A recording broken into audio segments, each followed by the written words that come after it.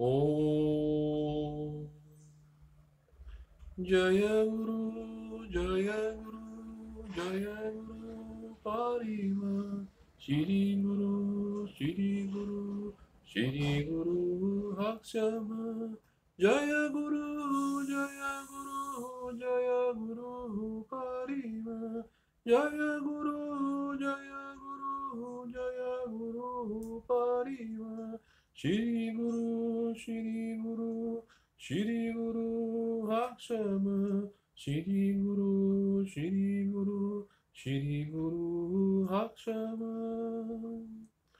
Om Namo Bhagavate Ramakrishnaya. Om Namo Bhagavate Ramakrishnaya. Om Namo Bhagavate Ramakrishnaya. Om Namo Bhagavate Ramakrishnaya.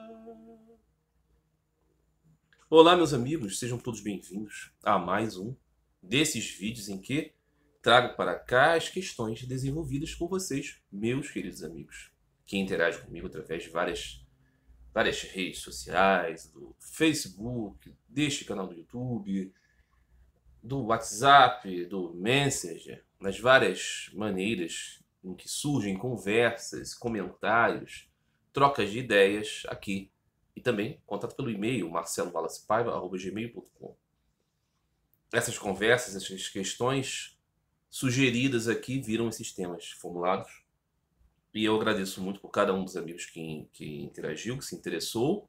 E convido todos aqueles que quiserem também ter suas questões desenvolvidas aqui, nesse formato, comentarem esse vídeo, enviarem por qualquer outro meio as suas questões. Tá bom?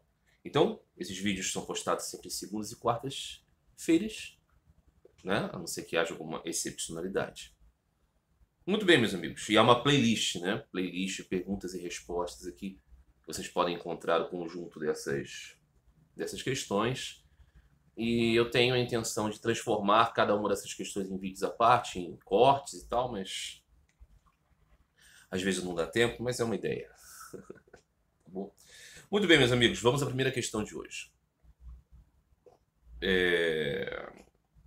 Um amigo trouxe um desenvolvimento, eu vou ler aqui tudo que ele escreveu, que eu acho importante. Isso aqui está no tópico estudo comparado das religiões, que é algo que eu me dedico assim, há bastante tempo, desde os meus tempos como um catequista da Igreja Ortodoxa, e depois. Muitas vezes é isso, né? A apresentação de ideias contrastantes, às vezes conciliadas entre as várias filosofias e religiões, e nós podemos observar isso aqui. Hoje, o paradigma será o pensamento de um determinado filósofo e os ensinamentos de Sri Ramakrishna Paramahansa, o que existe de conciliado entre eles, o que existe de totalmente desconectado, se existe algo conciliado e se, de fato, as coisas são diferentes. Vamos lá, então. Um amigo me escreveu: você conhece um filósofo alemão chamado Philipp Mailander? Ele é meio obscuro, mas talvez seja o pessimista mais radical da história. Estive refletindo sobre o pensamento dele e alguns ensinamentos de Sri Ramakrishna. Resumindo, na sua principal obra, A Filosofia da Redenção, Mailander desenvolve uma espécie de perennialismo, tentando conciliar os ensinamentos das religiões tradicionais com o seu ateísmo.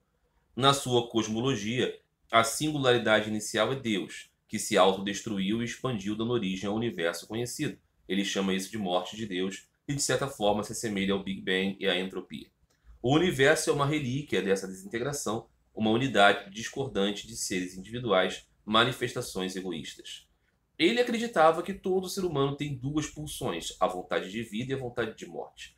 E a vontade de morte na humanidade foi espiritualmente enxertada em nós por Deus, a unidade infinita que tinha o desejo primordial de deixar de existir.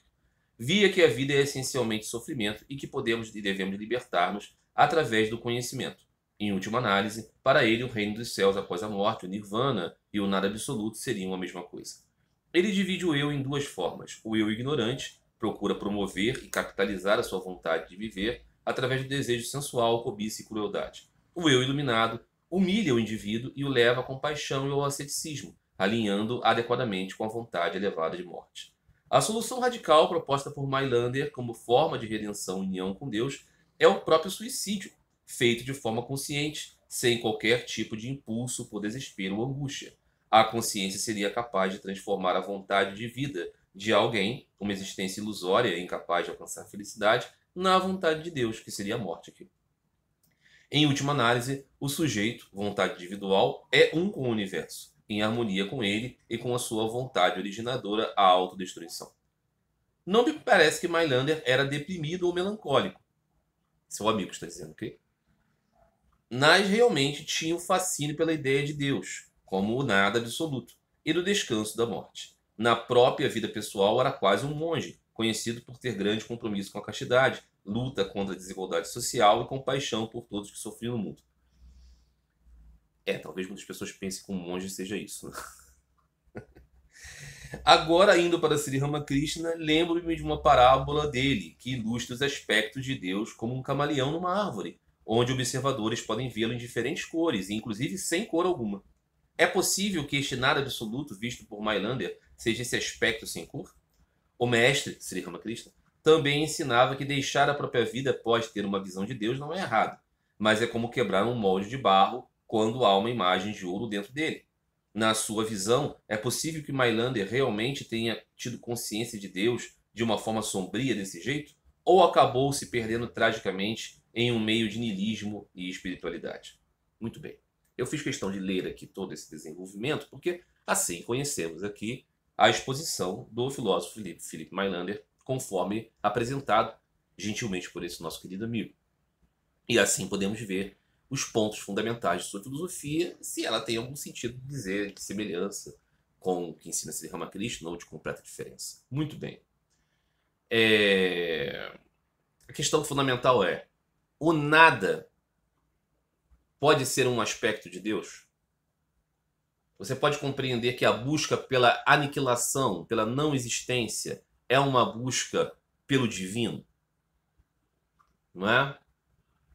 Isso, então, estaria dentro de nós como uma vocação para esse fim, que seria a destinação mais elevada? Muito bem. Então, partindo desse ponto, filosofia de Sri Ramakrishna, e podemos dizer filosofia de Sri Ramakrishna, definitivamente existe uma filosofia de Sri Ramakrishna, tem como pontos fundamentais dois dos seus ditos que podem tornar aqui a síntese mais perfeita dos seus ensinamentos.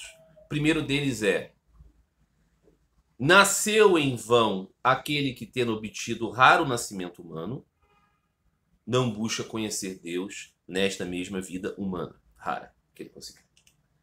Não é? Esse é um ponto fundamental que temos aqui para entender o ensinamento de Sri Ramakrishna. E o outro ponto fundamental no ensinamento de Sri Ramakrishna é que a busca por Deus, que é o caminho essencial aqui da vida, se busca por anseio amoroso por Ele. Não é por moralidade, não é por discernimento, não é por ações, é por anseio vigoroso, visceral por este ser. Então o que diz Sri Ramakrishna? Quando você conhece esse ser pessoalmente, você realiza o objetivo do nascimento humano e o fez porque teve anseio vigoroso por ele. E assim, dotado desta visão, que é o conhecimento de Deus, Deus comunicará para você o que você fará da sua existência. Pode ser até que sejam ações filantrópicas. Pode ser até que seja pregação. Pode ser até que seja ficar sentado esperando a morte chegar. Deus vai dizer para você, e isso será para você mais verdadeiro do que a verdade mais evidente. Então, esse aqui é um elemento fundamental do que ensina Sri Ramakrishna. Então, aqui está a existência de Deus e a existência da alma eterna. E a destinação da alma é conhecer o Supremo Ser. Então, aqui nós temos esses elementos basilares do ensinamento de Sri Ramakrishna, que todo o resto vai estar dependente disso. Não é? Sri Ramakrishna acredita na existência de Deus, na existência do universo e na existência das almas eternas, como um todo. De fato, Brahman é a essência de tudo, mas em Brahman estão Jagat e Jivas.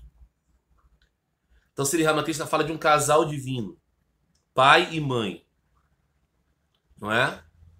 Ele fala de Purusha e Prakriti, Shiva e sua Shakti, Vishnu, Lakshmi, não é? Radha, Krishna. Ele fala deste aspecto. O universo e tudo que você concebe é nascido da energia primordial de Deus, a Shakti. A essência de nossa consciência como pessoas vem da pessoa suprema, o Purushottama, ou Purusha.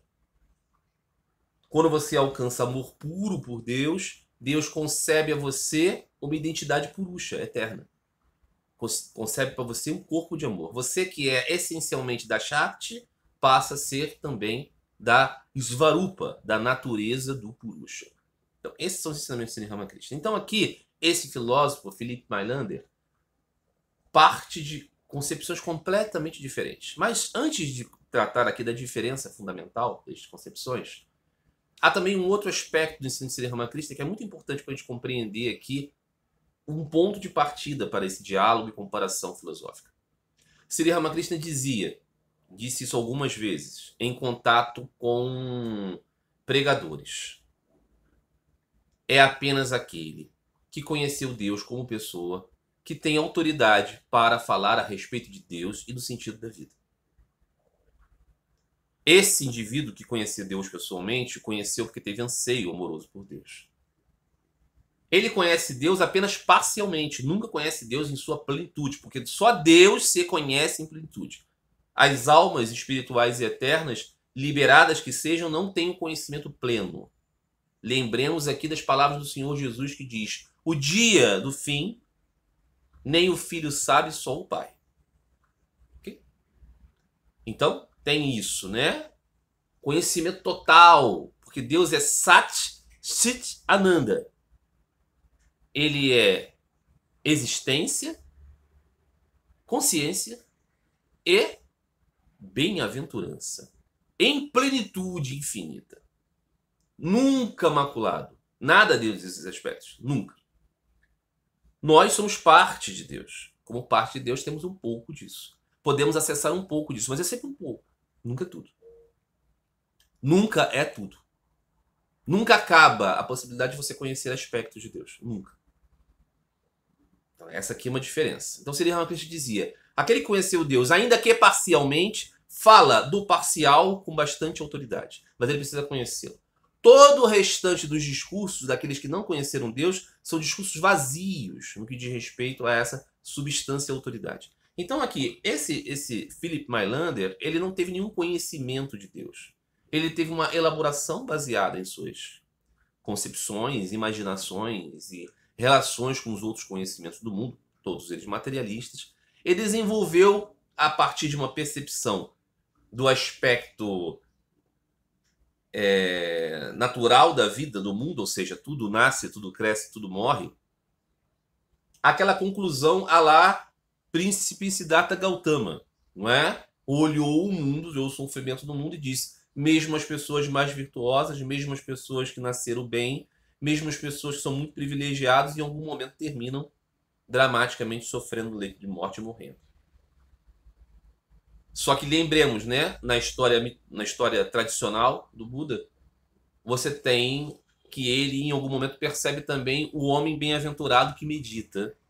E resplandecente, ele diz: aquele estado é maravilhoso, eu quero descobrir o que é aquilo. As pessoas esquecem dessa parte, né? Ele viu, então, a doença, ele viu a velhice, ele viu a morte, mas viu também o contentamento pleno do yogi. E aí ele vai buscar conhecer o que está por detrás daquilo. Muito bem. Seu anseio principal, fundamental, foi livrar a humanidade de um sofrimento inexorável. Uma saída rápida, já que ele conhecia saídas para o sofrimento. Ele conhecia o ensinamento sobre moksha dos brahmanes. Só que ele falava: eu quero que seja mais abrangente. Então ele foi buscar isso. História do Buda, não é? Então, esse Philip Mailander olha para o mundo e diz: o mundo é morte, porque isso está na sua natureza.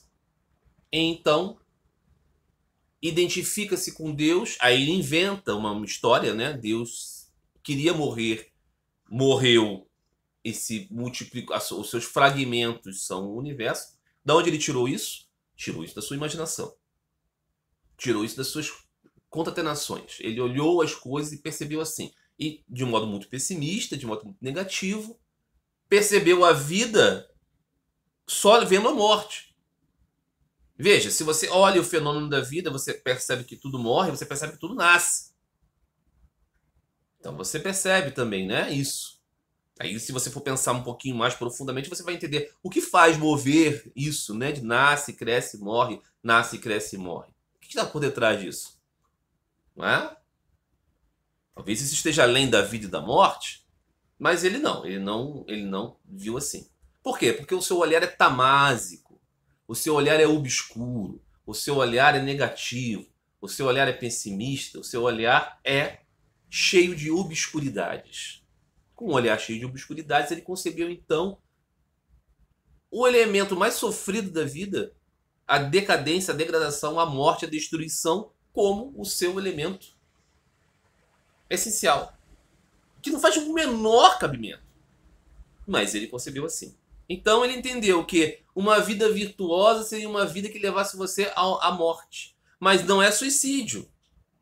No sentido quer dizer, é suicídio, mas não no sentido de você estar desesperado, cansado. Não, é uma coisa estoica, uma coisa austera, uma coisa distante. O que é totalmente sem cabimento também.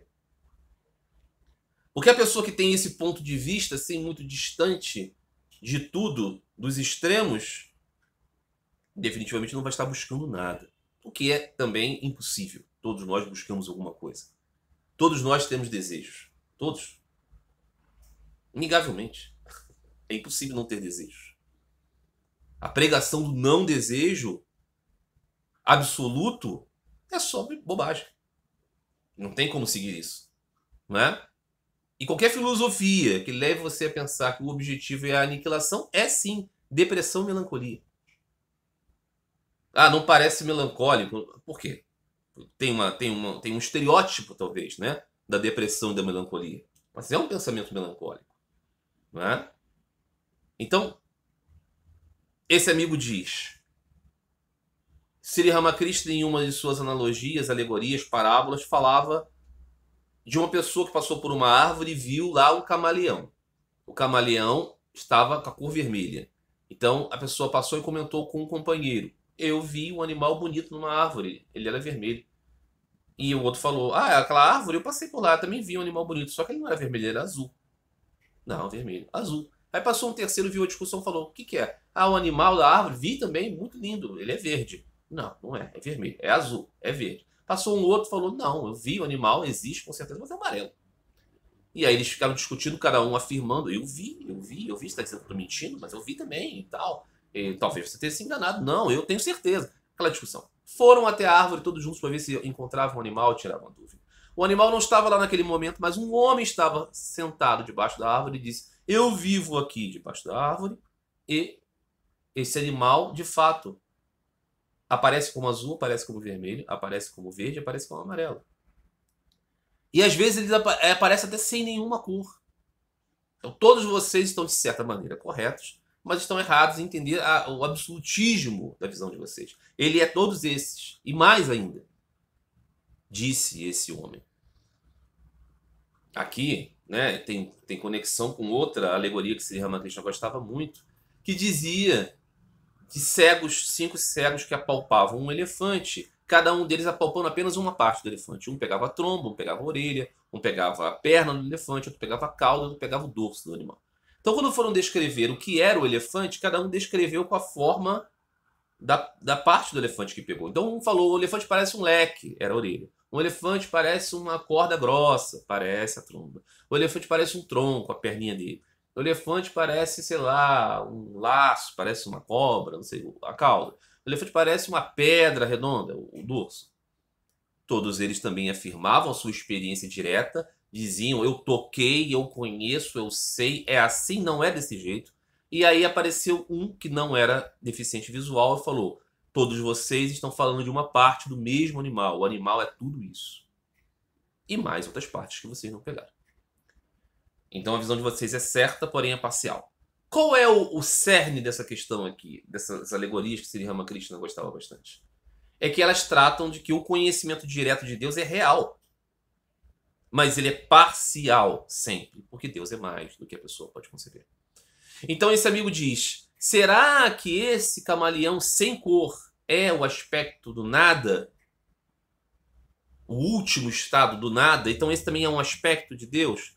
Apontado aqui pelo Philip Mailander como objetivo, ou seja, ele diz, né? O céu da religião, o nirvana dos budistas e o nada de Mailander seria o mesmo. A resposta a isso é não, senhor. Não é, não. O nada não é um aspecto. Por quê? Objetivamente falando, o camaleão sem cor não existe. Ele tem uma cor. Pode ser aqui branco. Pode ser aqui cor da pele. Pode ser aqui uma transparência que permita ver outras cores. Mas ele nunca será sem cor. Tem cor. Ok? A não ser que ele tenha se tornado invisível. Mas se ele se tornou visível, ele tem uma coloração. É impossível não ter. Ele tem uma coloração. Não é? Então, quando se diz aqui sem cor, está querendo dizer uma outra cor diferente dessas outras todas descritas. Ou que ele não tenha em si nenhuma dessas cores, mas ele tem uma, objetivamente falando. Não é? A tela em branco é a tela em branco. É uma tela e é em branco. Aí você coloca todas as coisas. É, mas tem uma cor branca predominante e tem em formato tela. Tem. Por quê? É Sat Sityananda. É existência. A proposição do amigo aqui é que em algum momento Deus seria o não existir. Não. Veja, quando colocamos conceitos absolutos, vastos, a ideia muitas vezes é que a vastidão permite até a absurdidade. Não permite. Veja. Veja esse ponto, né? Sri Ramakrishna oferecia diante da Mãe Divina. Ó Mãe Divina, eu estou dando para você os elementos da dualidade. Eu estou dando aqui a beleza e a feiura. Eu estou dando aqui a ignorância e a sabedoria. Eu estou dando aqui a bondade e a maldade. Tudo isso eu estou deixando nos seus pés, porque tudo é teu. Dei-me apenas amor por ti. O ápice da compreensão de que Deus está além da dualidade. Mas aí ele diz, a única coisa que não pude colocar aos pés da mãe é a dualidade, mentira e verdade. Porque a verdade eu preciso para, inclusive, conversar com a mãe. A verdade é um ponto absoluto aqui que não pode não ser. Então Deus não pode ser a mentira. Nunca é.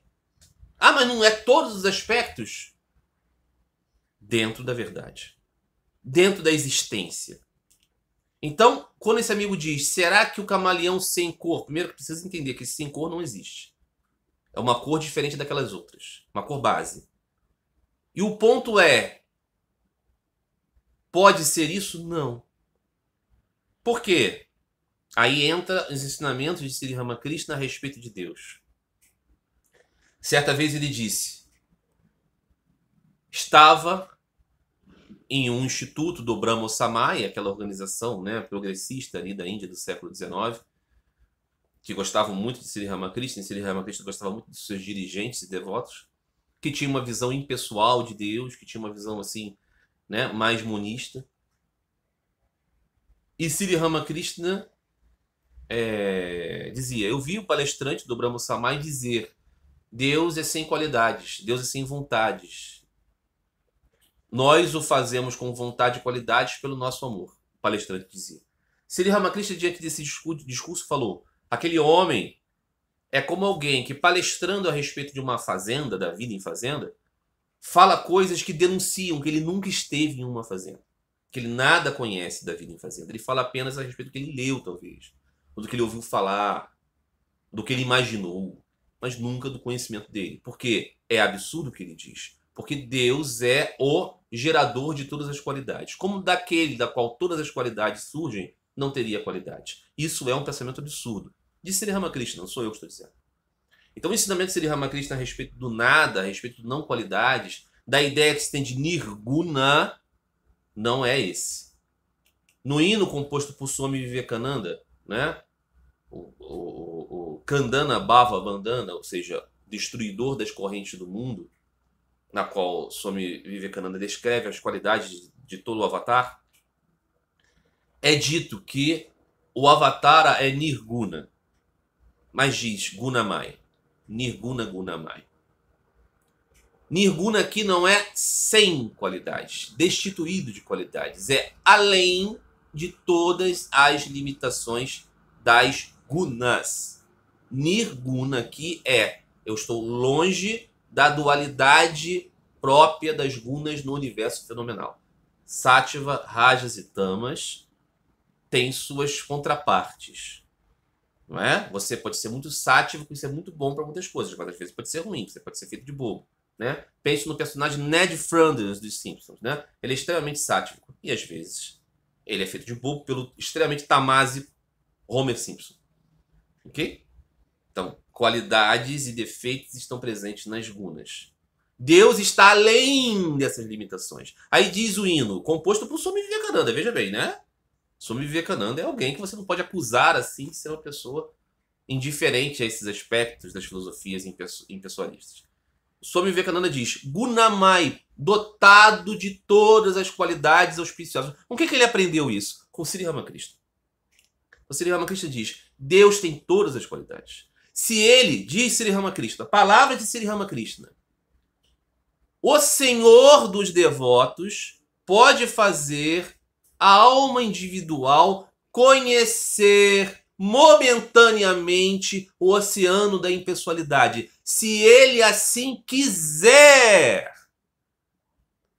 O Senhor dos devotos, Bhagavan, pode fazer a alma individual conhecer Brahman, o oceano da impessoalidade, se ele assim desejar que a alma tenha essa experiência do oceano, ou seja, é um tendo a experiência de outro. Então aqui não tem rigorosamente nada a ver com nada. A ideia do nada é depressão. A ideia do nada é desespero, cansaço. Quando você está muito cansado das coisas, você fala, eu não aguento mais, não quero saber de nada. É isso. Nunca é um aspecto de Deus. Ao contrário, é o aspecto da ignorância, de avidya pura, do coberto encobrimento. Então, as filosofias do nada são as filosofias da ignorância. Completa ignorância. Mesmo as filosofias impersonalistas, como, por exemplo, o Advaita Vedanta, que é a única escola vedântica que prega o impersonalismo, ou seja, no final de tudo Deus está além de todas as qualidades, não há nenhuma dualidade, não há nenhum relacionamento no fim, é isso que prega o Advaita Vedanta. Completamente diferente do ensinamento de Sri Ramakrishna, completamente diferente. Sri Ramakrishna explicou o Advaita e o negou, não é? Por isso que não tem nenhum sentido os monges da Ordem Missão Ramakrishna ensinarem os livros basilares do Advaita Vedanta. Não tem cabimento. Não tem cabimento fazer isso. Mas se faz. Muito bem. Mesmo o Advaita Vedanta não vai falar em nada, em destruição e aniquilação. Não, ao contrário. Você simplesmente percebe que você é o próprio Brahman. Por mais estúpido que possa parecer, é essa a proposição. Você percebe que você é o próprio Brahman e Maya apenas criou a ideia da diversidade, enganou o Brahma. Não sei, não vou entrar aqui no mérito de explicar isso. É assim que o Advaita Vedanta propõe. Você é Brahma, ponto. Beleza. Existem realidades, né, relativas, mas no final das contas tudo isso é ilusão, tudo é Maya, tudo é Maya. Só existe Brahman.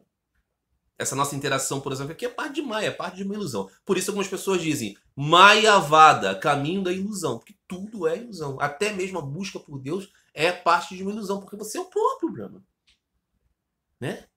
Mas esse caminho do Advaita Vedanta, absurdo assim, não está propondo aniquilação de nada e destruição de nada, não, ao contrário. É o contrário absoluto do nada. É um todo que apenas é encoberto por uma outra coisa, que também já não é Advaita, porque tem Maia, né? Não dois, como assim? Tem Maia. Maia já é o segundo, ok? Muito bem. E o budismo, as escolas budistas, porque não tem um budismo, só tem vários budismos, né?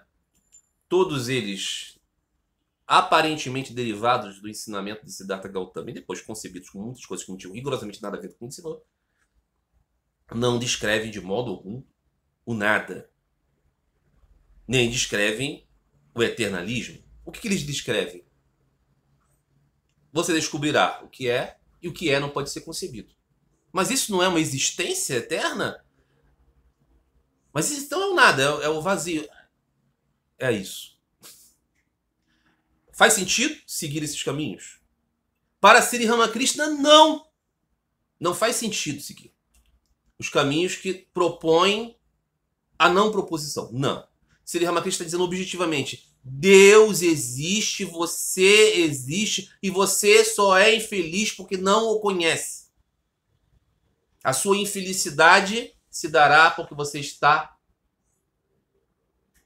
perdido na energia primordial do Senhor, a sua Shakti. Esse é o jogo de Deus, fazer que você o descubra para que você conquiste o amor por ele. E assim você vive em felicidade eterna com ele. Enquanto você não busca ele, você vive no parque de diversões que Deus criou em sua Shakti. Então, a filosofia de Sri Ramakrishna nunca pode tratar do nada. Ela sempre será sobre Satchitananda. Sempre será sobre existência, consciência e bem-aventurança. Então, não é possível entender que dentro da amplitude das expressões de Deus existe a não existência. Não e não. Quando se fala no Srimad Bhagavatam que os Jnanis buscam Brahman, os Yogis buscam o Paramatman e os devotos buscam Bhagavan, eles estão falando aspectos do mesmo ser. Então, aspectos do mesmo ser são partes da existência, modos de conceber a existência. Nunca é a não existência. Não é? Muito bem. Me estendi bastante a respeito dessa questão, porque eu acho que ela é muito importante. E agradeço muito ao amigo aqui pela formulação. Eu espero que vocês tenham gostado. Segunda questão. Jesus fez parte de algum dos grupos sectários entre os judeus do seu tempo, como fariseus e essênios? Não coloco aqui os saduceus, porque esses pregavam a não existência após a morte, e isso verdadeiramente Jesus não pregou. Muito bem. Saduceus, fariseus e essênios, podemos colocar assim, partidos judaicos daquele tempo. Mas aqui há uma diferença significativa. Saduceus e fariseus estavam ali na ambiência ali do templo, do grande templo de Salomão, do templo de Jerusalém. Eles participavam daquela vida do ministério, onde tinha o sumo sacerdote, os escribas, eles eram eruditos dessa estrutura e divergiam a respeito de aspectos filosóficos. Mas eles estavam dentro daquela estrutura, reconhecendo, né, o rei, Herodes, no caso, no tempo de Jesus, a importância do templo, dos seus sacramentos e rituais. E viviam naquela comunidade. Já os essênios era um grupo judeu, era um grupo crente nas mesmas coisas essenciais, ou seja, um Deus de Israel, mas eles estavam fora da relação com o templo, fora da comunidade geral dos judeus. Eles viviam à parte, eles viviam isolados, eles viviam em comunidades próprias deles. E tinham costumes radicalmente diferentes dos outros fariseus e saduceus, porque os essênios se consideravam mais puros do que fariseus e essênios, fariseus e saduceus. Eles se consideravam mais puros do que todos aqueles judeus, digamos assim, mainstream. Então eles eram judeus, mas eles não acreditavam mais na estrutura da vida judaica e viviam uma outra que eles acreditavam ser um modelo de pureza. A pergunta é, Jesus fez parte de algum desses grupos? O primeiro ponto aqui é a respeito de saduceus e fariseus. Nós temos no Evangelho, nos Evangelhos, várias oportunidades em que Jesus está dialogando tendo arengas, discussões, controvérsias, debates, diálogos com membros desses dois grupos. Na grande maioria dos casos, esses grupos estão provocando Jesus para que ele respondam coisas que sejam distantes da ortodoxia, que todos eles defendiam seguir. E Jesus respondia apresentando o seu olhar sobre a ortodoxia da fé. Então, em nenhum momento faz sentido conceber aqui que Jesus fazia parte desses grupos. Não, ele não fazia parte desses grupos. Ele dialogava com esses grupos a respeito do seu ponto de vista, que aqui nós podemos dizer era uma outra filosofia, que se pretendia legítima. O seu ensinamento confirma os profetas. Eu não quero mudar nem uma mínima letra da lei. Eu quero botá-la em prática. Ou seja, ele apresentava um ponto de vista de pureza de compreensão. E não estava entre esses grupos. Mesmo aqueles que admiravam Jesus entre esses grupos, ou seja, por exemplo, um membro do Sinédrio, Nicodemos, vai conversar com Jesus e ele é evidentemente reverencial a Jesus e diz: eu sei que você ensina a verdade, eu sei que você é professor e mestre, eu estou aqui humildemente te perguntando as coisas. Jesus tem afeição por ele e diz: você que é mestre em Israel não sabe isso? Jesus esclarece que há uma diferença entre eles. Um erudito de um campo religioso, conversando com ele, eles são amigos, eles conversam, eles têm amizade, mas eles são pontos diferentes. Muito bem. Então Jesus não era fariseu, não era saduceu. Ele diz para os seus discípulos: tomai cuidado com fariseus e saduceus. Tem sentido imaginar que Jesus era um fariseu ou um saduceu? Não.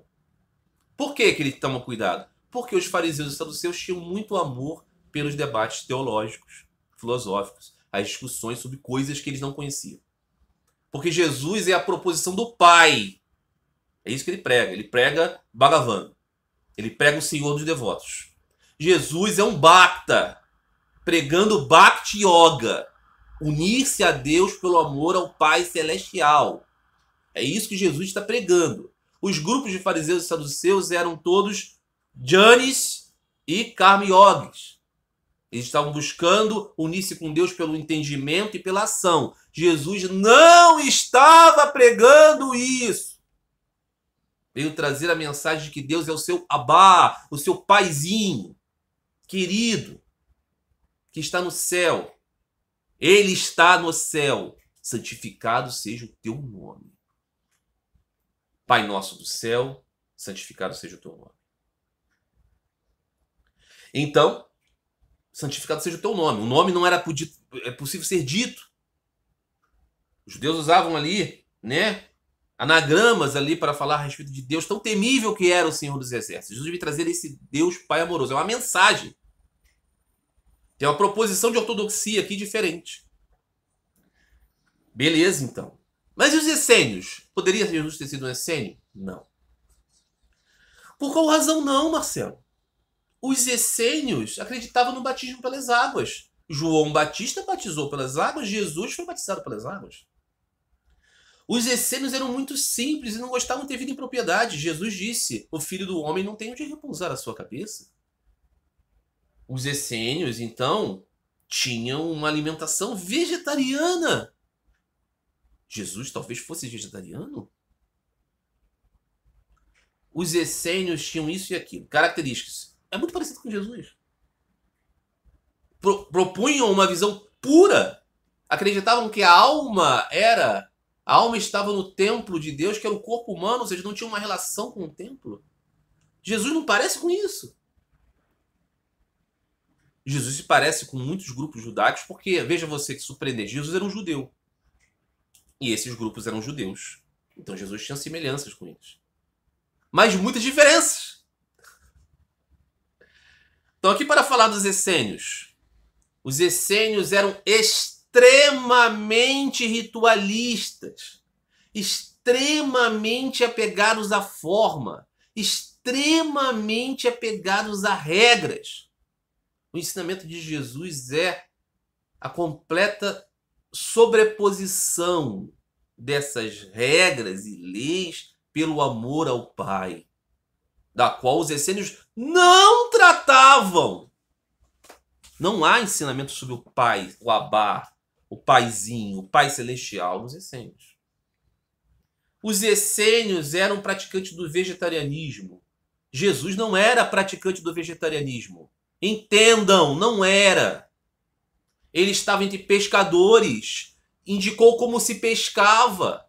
Se ele fosse um ensinador do vegetarianismo como princípio espiritual importante, ele diria: larguem as suas redes, não para me ensinar, vir pregar o evangelho, mas porque matar peixes é errado. Ele nunca ensinou isso. Não há um único ensinamento conhecido de Jesus que ele dê grande importância para essa questão. O que não significa dizer que um cristão não possa ser vegetariano. Pode, claro que isso não é contrário ao evangelho, mas isso não é uma ordenança de Jesus, não era um dos seus fundamentos.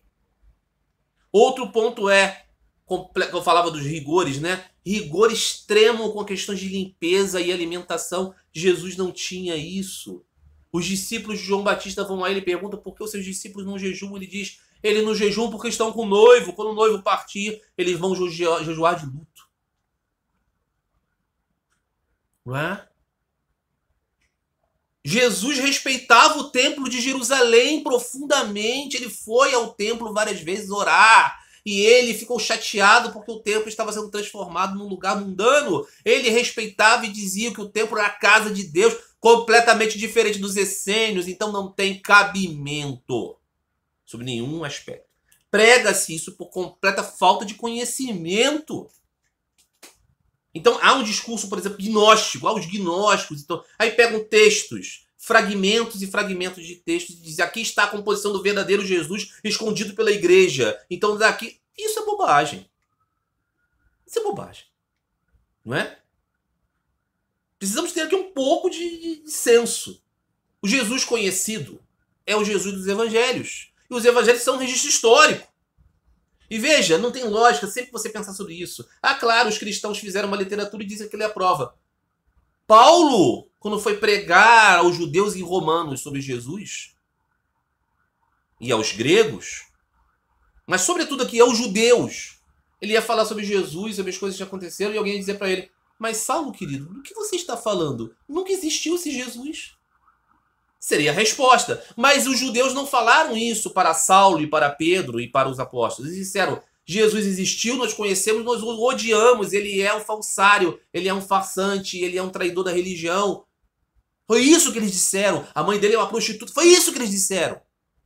Pega o Talmud. Não há uma negação da existência de Jesus. Há uma afirmação da sua existência e uma negativa da sua legitimidade espiritual. É isso que há. Os romanos perseguiram séculos e séculos e séculos os adeptos daquela doutrina de Cristo, nunca dizendo que Cristo não existiu, dizendo que Cristo era um não romano. Esse é o ponto. Então, partir do ponto: Jesus não existiu, é invenção de Roma, essas idiotices.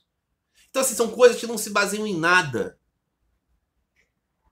Então, Jesus não fez parte de nenhum desses grupos. E, em razão disso, inclusive, ele se antagonizou com as autoridades do seu tempo. Ok? Se Jesus fosse qualquer um desses grupos, nós o conheceríamos como o saduceu, o fariseu ou o essênio. Provavelmente, se ele fosse um essênio, ele não teria nem tido espaço de se apresentar àqueles outros que não eram essênios. Veja, os discípulos de Jesus eram ignorantes, eram pescadores e tal, mas eles pertenciam à ortodoxia judaica, àquele senso do templo. Ninguém iria conversar com alguém que renegava essa estrutura. Ah, os essênios adotavam o voto de Nazireu. O que é o voto de Nazireu? Pais e mães, muito felizes com o nascimento de um filho inesperado, dedicavam a Deus o seu filho, a vida do seu filho, e diziam: ele vai ser para Deus. Ele vai ser celibatário, ele não vai tocar em bebida, ele não vai tocar em carne, ele vai ser assim, puro. João Batista tinha o voto de Nazireu de nascença, vocês sabem, né? O nascimento dele foi inexplicável, né? Foi o fim de um grande sofrimento para os seus pais. Ele nasceu, então, o voto de Nazireu. Acredita-se que São Paulo, não é? Saulo de Tarso, também tinha o voto de Nazireu, mas não do nascimento. Você poderia também aderir ao voto de Nazireu quando você era adulto. Por isso explica-se a palavra de Paulo que diz, né? Bom mesmo que todos fossem como eu, celibatários. Mas se você não pode, case. Porque não era normal que as pessoas não se casassem. Se eu não quero me casar, não. O casamento era, né? Inclusive para você fazer aumentar o povo. Então, assim, os essênios adotavam o voto de Nazireu. É claro que não adotavam todos o tempo inteiro, porque senão não existiriam mais essênios, não é verdade? Não poderiam ser todos celibatários assim. Então, a prática do voto de Nazireu estava lá. Isso significa dizer, então, que Jesus era um nazireu, como algumas pessoas dizem, né? Confundia-se, né? Nazareno com nazireu. Poderia ser isso, seria menos absurdo do que dizer que Jesus era essênio, ou saduceu, ou fariseu. Ok? Mas, aparentemente, no que diz respeito à alimentação, por exemplo, Jesus tinha a prática de comer o cordeiro pascal. Participou da Páscoa, então participou de tudo. Porque participava das festas, dos ritos. Não é? E nunca condenou esses ritos e festas. Importante dizer. Ele colocava isso numa prateleira abaixo da devoção ao Pai Celestial.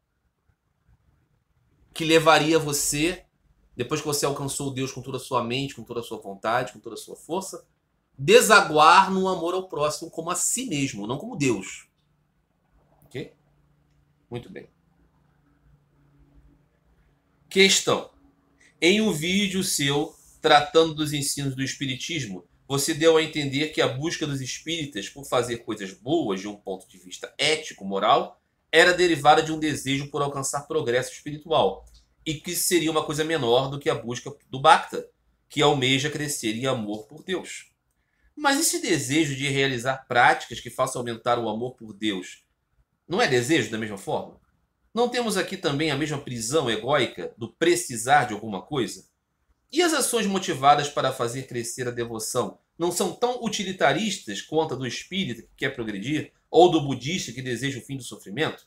No final, não são todos em busca apenas de um ideal de felicidade pessoal? Muito bem. Esse amigo aqui está dizendo: você diz que o Bhakta é superior porque o desejo dele é por Deus. Mas não é desejo. Desejo não é errado, desejo não nos prende. Não é desejo que nós devemos evitar, não é? Muito bem. Aqui o que eu estou propondo é o caminho dos Bhaktas. O caminho da devoção, do amor e da devoção a Deus. O caminho ensinado por Sri Ramakrishna, ensinado por Gauranga Mahaprabhu, ensinado pelo Senhor Jesus Cristo. Caminho da devoção.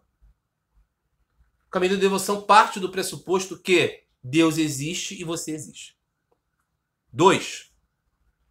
Esse segundo, você, é parte de Deus. Então, se você quiser dizer que é um porque Deus é o seu todo, você pode dizer. Mas há uma separação do relacionamento. E isso explica Bhakti.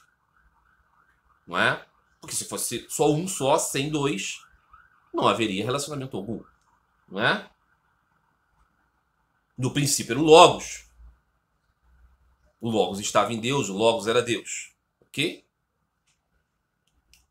Nós somos parte de Deus. Sofremos no universo fenomenal da transitoriedade, onde nascemos, crescemos e morremos, nascemos, crescemos e morremos, nascemos, crescemos e morremos. Estamos sempre atrás de algo que vai nos dar alegria. Conseguimos aquele algo, não sentimos mais graça naquilo, queremos outra coisa que vai nos dar alegria. Conseguimos aquilo, não conseguimos e perdemos. Estamos sempre distantes daquilo que achamos querer, porque o que queremos é a felicidade, é a bem-aventurança, é a Ananda, porque é parte da nossa natureza essencial, mas nós não temos tudo porque não chegamos na fonte de tudo. Então esse amigo diz: o espírita faz coisas boas para acumular bom karma, para progredir. O dístico de Allan Kardec: nascer, crescer, morrer, renascer, progredir sempre. Tal é a lei. Para o espírita existe Deus. Deus é a causa primária, a inteligência suprema. Mas o espírita não concebe Deus como Bhagavan. O espírita pode conceber Deus como Brahman, mas não concebe Deus como o controlador interno, o Paramatma, nem concebe Deus como Bhagavan. Esses aspectos estão fora da filosofia do espiritismo. Não há no espiritismo nenhum... Claro, você pode dizer assim, em Chico Xavier, em Divaldo Pereira Franco, no espiritismo brasileiro, das psicografias, você tem sim um grande aspecto de amor a Jesus Cristo, até a Maria e tudo mais. Fala-se muito do amor, mas a ideia do fim da jornada, você se encontrar com Deus em sua morada e se unir com Ele, como dizem, por exemplo, os cristãos orientais, teoses, deificação, união plena com Deus, isso não há. No Espiritismo, a ideia é que o nome do jogo é progresso. Você nunca regride, inclusive, para o espírito. Sempre vai progredindo. O paradigma dos Bhaktas é de que você é perfeito já. Você é uma alma eterna. Só que você está encoberto pela ilusão. Aqui, um paralelo com a parábola de Jesus do filho pródigo. Ele foi ao mundo e se imiscuiu no mundo. Esqueceu. Se perdeu. Esse é o ponto. A gente se perde, mas a gente não deixa de ser quem a gente é. O que a gente é parte de Deus. Por isso a nossa alegria estar em Deus. O budista não compreende também nenhuma volta para Deus. Nenhum amor prometido por Deus. Nenhuma fonte de felicidade eterna em Deus. O que ele acredita é, existe um meio de você não mais ter o sofrimento constante dos nascimentos. O que é isso? É o não sofrimento. O budista parte de um ponto de vista negativo. Ele fala do não sofrer. Ele não fala do gozar. Ele fala do não sofrer. Porque para ele, se você falar em gozar, esse gozar será limitado, porque tudo é limitado. Porque ele está preso ao aspecto jiva. É uma filosofia dos jivas. Não é? Então esse é o ponto. Em uma das questões que eu tratava, um amigo falava sobre o desejo pela aniquilação, pelo fim da própria vida como uma coisa, uma prática austera de aproximação do elevado. É claro que isso não tem nenhum cabimento, não é? Desligar não é uma opção. Quando é assim, na nossa própria vida, a gente, né? Se alguém próximo de nós está com essas ideias, a gente se preocupa, né? Procura família, procura apoio, né? Porque isso é um sintoma de mal-estar. E o mal-estar nunca é bem-estar. Não vamos, né, embirutar aqui, entender que a amplitude de ideias é absurdidade. Não é. Muito bem. Então, esse amigo diz, o Bhakta deseja anseio por Deus para encontrar amor por Deus, porque ele quer encontrar felicidade. Esse encontrar felicidade não é a mesma busca por felicidade do espírita e do budista? Melhor dizendo, é a busca por um objetivo. Todos têm objetivos. Todos têm. Todos têm objetivos.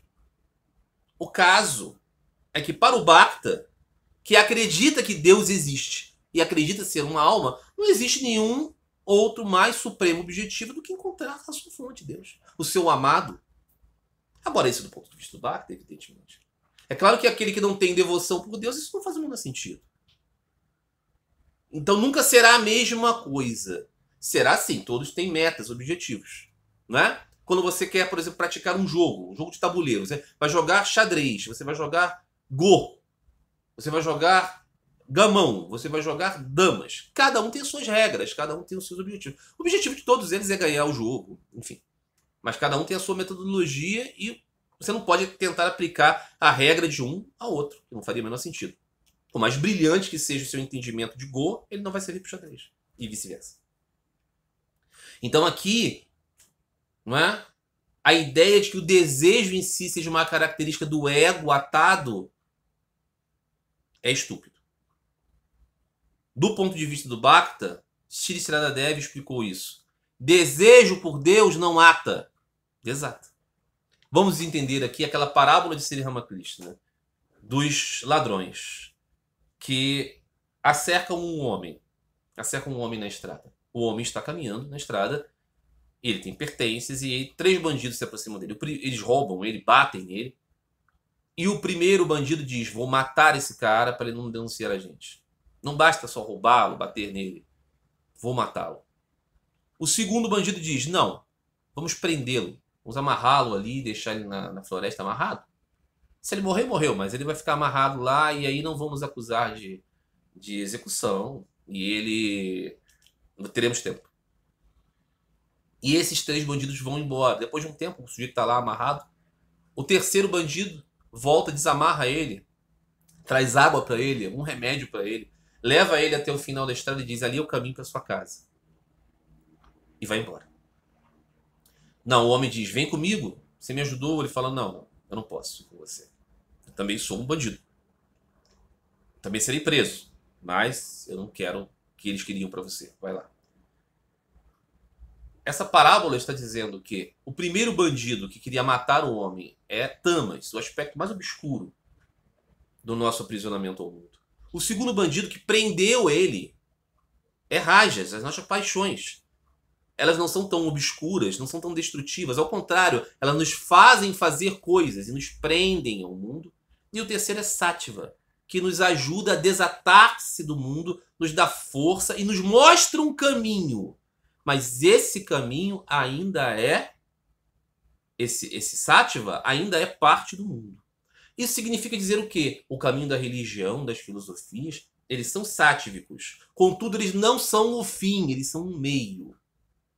Se você entende que eles são um fim, e muitas pessoas pensam assim, elas se prendem e ficam aqui. Então, meus amigos, o ponto aqui é que a busca por algo é própria do ser consciente pensante. O nascimento humano, em todas essas filosofias, é o ápice da busca. Nessa faixa, né, dos sapiens. Em outros planetas há outros humanos. Por quê? Porque assim nós podemos pensar em transcendência e pensar em Deus. Então a busca pela transcendência e por Deus é a busca mais elevada. Para o Bhakta, que sabe que Deus existe, conhecer o seu amado evidentemente é superior. Não é? E todo o resto é tolice. Todo o resto é ignorância. São estágios ainda anteriores. Não é? O Narada Bhakti Sutta diz: agora começará a explicação sobre a devoção. Depois que você já trilhou dhyana, depois que você trilhou karma, você pode agora se qualificar para pensar em devoção. Que não é ritual, que não é emocionalismo, que não é religião. É amor ardente, profundo, único por Deus. Meus amigos, hoje eu tratei apenas aqui de 3 questões, mas acho que foram questões muito boas. Todas elas mereciam esse tempo que eu dediquei aqui. E eu acredito que seja muito legal a gente refletir sobre esses assuntos assim, sem pressa. Na próxima quarta-feira teremos mais um vídeo de questões, muitas questões aqui boas dos amigos, que serão trazidas com a mesma proposição, de levar elas a sério e tentar trazer um ponto de vista mais amplo. Tá bom? Com base nos ensinamentos de Sri Ramakrishna. Aqui esse é o caminho desse canal. Tá legal? Meus amigos, um grande prazer estar com vocês. Que eles quiserem participar, enviem questões. Comentem aqui. Um grande abraço a todos. Fiquem todos em paz. Fiquem todos com Deus.